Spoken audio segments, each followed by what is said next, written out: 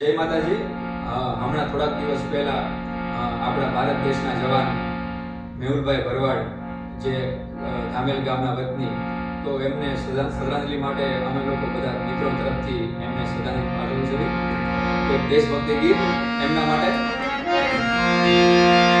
હમ જીએંગે ઓર મરેંગે એ વતન તેરે